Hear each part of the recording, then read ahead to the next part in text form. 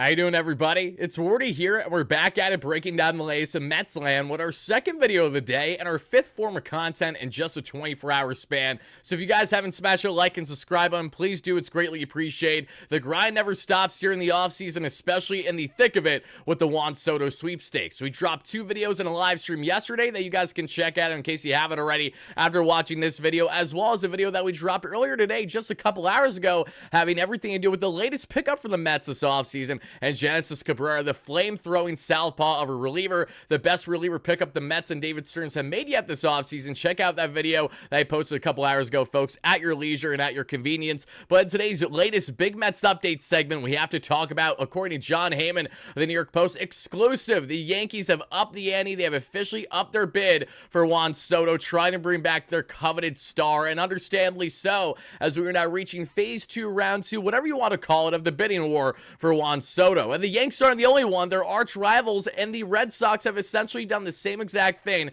according to SNY, that was reported north of 10 hours ago now. So we're going to deep dive not only how the Red Sox and how the Yankees currently feel in their reported pursuit of Soto's services, but how it compares contrasts to Steve Cohen and the Mets, and why they are looking, as of now, the leader of the pack on the financial front at minimum. Thank you guys so much for smashing a like and subscribe, and let us know your initial reactions, the comments down below. And thank you guys so much in advance for also hearing from our amazing sponsor at BetUS that has you covered with all your sports betting needs. Head over to betus.com.pa today, folks. That way you too can use Wardy's promo code YouTube150. That way you too getting 150% bonus on your first deposit, 125% bonus on your second deposit, and your third up to $2,000 for whatever your heart desires on the sports betting need front. And please know, I'm not a sports betting expert, so if you guys want to tail my daily bets, that's fine. But if you lose, please know I'm not an expert, just a diehard fan that loves to place daily bets. Like I hammered a two-leg NBA parlay tonight here, as you guys can see, a $25 parlay that's going to come out with over $21, so hopefully a $46 plus turnout should the Houston Rockets and the Denver Nuggets win outright money line straight in their respective matchups. Good luck to all that tail that respective bet, and please know that we do place bets pretty much daily here on the platform for NBA, NHL, NFL, you name it, and of course all throughout the course of the Major League season for baseball with our amazing friends here at BetUS. But now, as we hop back in this one, everybody, the Red Sox are reportedly stepping up their efforts to sign Juan Soto. I would do the exact same thing if I was pursuing Juan Soto, because I know how generational of a talent he is. You all know how generational of a talent he is, and we all know that when it comes to Juan Soto and his future, he would be absolutely a lightning rod and then some for the next 10 to 15 years for any team that would have the luxury of acquiring him there on a massive contract this offseason. Soto is coming off of not only a tremendous campaign, and hopefully, as a Mets fan, I say this, his one and only year there in the Bronx, but what we also know when it comes to Juan Soto is that he loves to be the face, the star, especially of a big organization, and that is a heavy point of emphasis, along with, north of $700 million.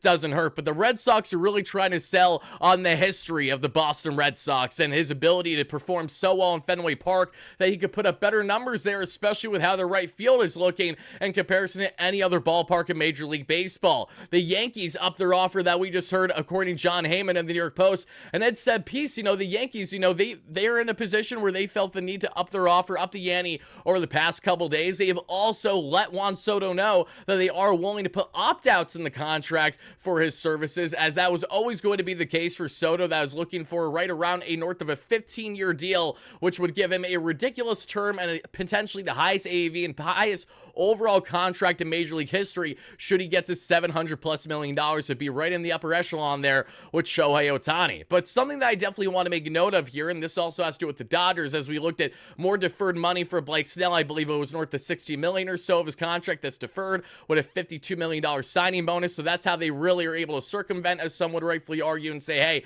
we can avoid the luxury tax threshold plenty by doing these things. Here's the thing, even if the Yankees say decide to throw out deferments, which we have no clue if they've even considered that to this point publicly, at least the Red Sox, the Blue Jays, obviously the Dodgers, because they're going to be looking for a shorter term contract, high AAV to get the job done for his services.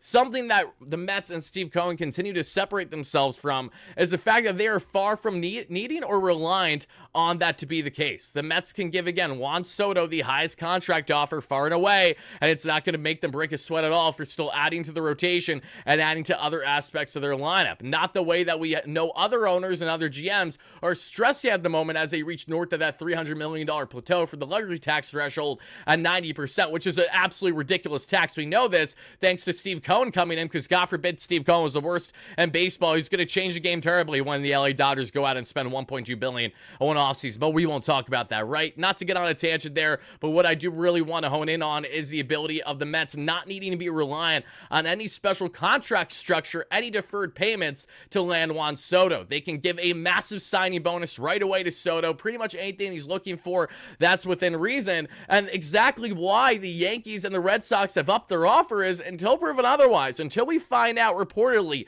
through Jon Heyman, through Jeff Passan, through Ken Rosenthal, through anyone there in the respective baseball reporting space, that the Mets have upped their offer, it clearly appears, as we have now entered round 2, phase 2 of the bidding, that the Mets were the top dog until proven otherwise. Again, if we find out a report later today or tomorrow, what have you, that the Mets are now upping their offer, that reportedly that they did not have the top offer initially on the table, then that's a completely different discussion, and we will not necessarily gladly, but we'll have that then, and we'll talk about it then. But when looking at the Red Sox, when looking at the Blue Jays, when looking at the Dodgers, and looking at the Yankees, we know the Red Sox are heavily involved here, and I would say the Red Sox are the third biggest team in this mix, along with the Yankees and the Mets. They're really nipping out the heels. They're trying to sell the best of their ability on the Red Sox as an organization. Their fantastic history there, their ability to win championships, and even though that a lot of history goes hand with the Yankees, there's no denying that when looking at a city in general, Boston has been fantastic if you're going to include New England as well. When looking at consistent winners year after year from either the hockey front, from either what we see there on the baseball front outside the past number of years, because they really haven't spent since they won it all back in 2018 or so with JDM, former Mets legend now, who have you. This is certainly an area where the Mets again can find themselves pouncing beautifully beyond what they initially have put down. Now, Carlos Baerga, as we talked about over the past day on the channel, folks, and I'll reiterate this just in case any of you guys missed it or are unaware, this was reaffirmed through Daily Mail US, but Carlos Baerga, former New York Metropolitan, did report yesterday that he does believe that the Mets are in agreement with Juan Soto at $700 million, which goes in hand as to why we're now hearing the offers up the ante from the Yankees, from the Red Sox at minimum. Now, Baerga also famously said north of 2 weeks ago that the Mets had a $660 million contract offer on the table for Soto, when Jon Heyman and others, at least since then, refuted that any contracts were sent out there, and contracts have officially unveiled over the past couple of days now. So I don't know if we should take Carlos Baerga with anything more than a grain of salt, because he did get the Justin Verlander contract pretty much spot on right, over $80 million over a multi-year deal there a couple years ago before anyone else really had a widespread reported. He's also gone things wrong with Freddie Freeman going to the Toronto Blue Jays, among others, in recent years. So take that information as you will. Once we hear it reaffirmed by others, obviously I'll be a lot more ecstatic and confident. But it's also something to bear in mind that Jon Heyman is having this leak there from the Red Sox to now the Yankees. If this isn't a obvious leverage play, I don't know what is. And obviously, when I see leverage play, that goes in favor and against the Mets. It's not always in their favor. And what I mean by that is a lot of the little things that are leaked when it comes to Juan Soto and the Mets obviously don't necessarily benefit them. If anything, they just are trying to up the ante, to try to up the price point, from Scott Boras saying, all right, Hal, we want to see you actually raise more dollars here. All right, Dodgers, we want to see you raise more dollars here. But the fact that we're having this come out tells me that you can view it as a leverage play, as Scott Boras is, pardon me, is just talking right into Jon Heyman's ear and saying, report this right now, that the Yankees have upped their offer after the Red Sox have essentially we want this bidding war to continue.